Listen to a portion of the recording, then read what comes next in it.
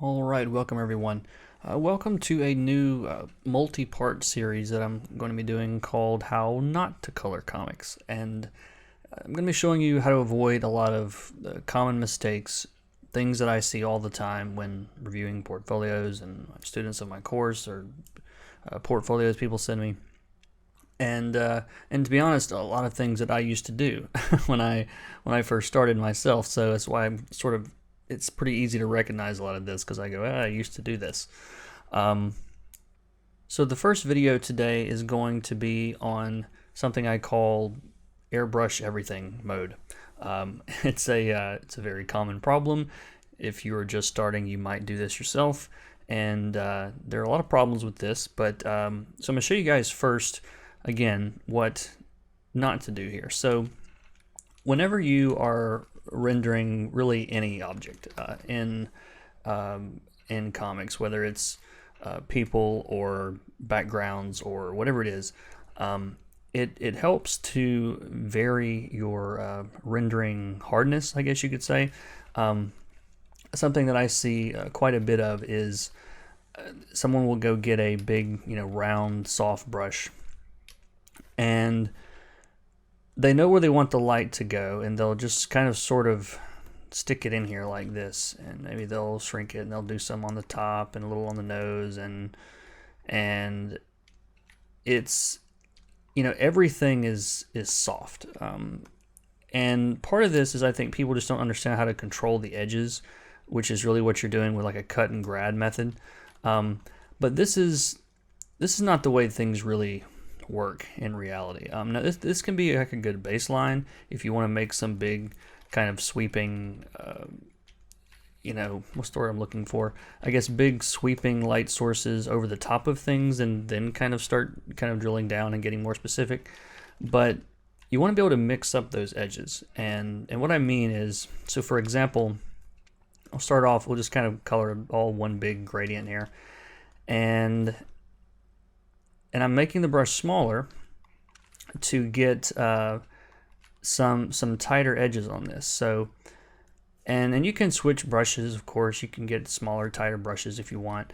But I'm not going through every area using the exact same technique as I am in other areas of this thing. So,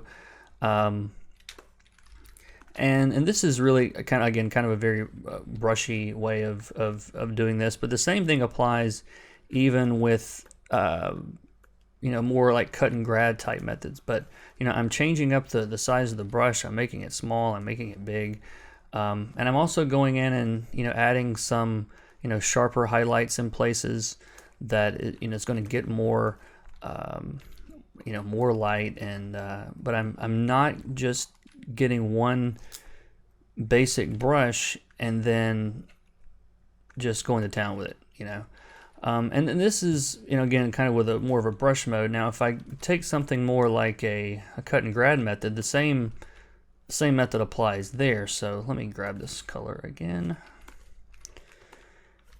and so again I can use the lasso tool to sort of direct things. So I can kind of get a big shape like this,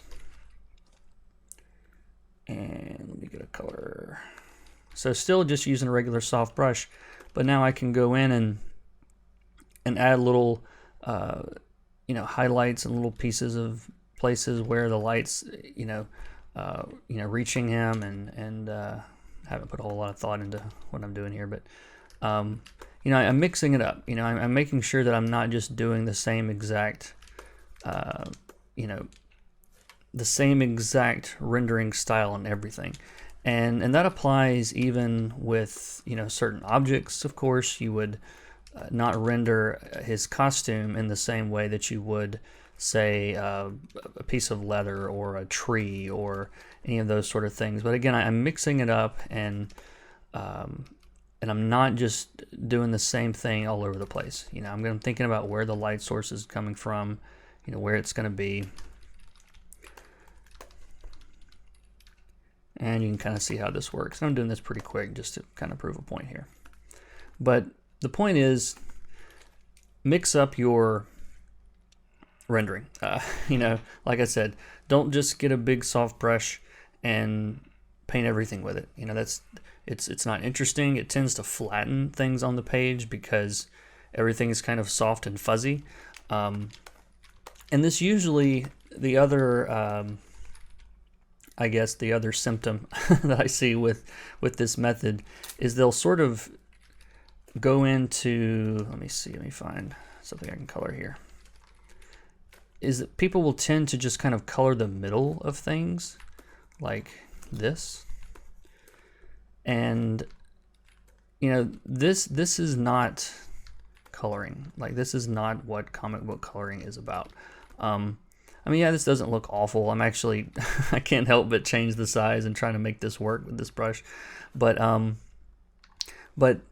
you know, rendering is not just coloring the middle of things a different color or a lighter color. And again, I'll get into a whole other video about this. But, you know, be sure to keep in mind where your light source is. It's important. You want to make sure that you're rendering to your light source, which I talked about in other videos. So anyway, I hope you guys enjoyed this one, just a quick one, and I think all these videos are going to be kind of short and sweet and to the point like this, but I hope you enjoyed it. Subscribe to the channel if you haven't. I do these tutorials as often as I can. I am crazy busy these days, so I'm trying to do as many as possible, but the schedule is tight. So I'll do the best I can, but I have more videos planned, a lot more videos planned in this series, so I hope you guys will check it out. So be sure to check the description as well if you want to check out my coloring course. I've got a coupon down there, 10 hours of all of sorts of tips and tricks and things like we're talking about today. So thanks again for watching. I will see you guys in the next one. Take care.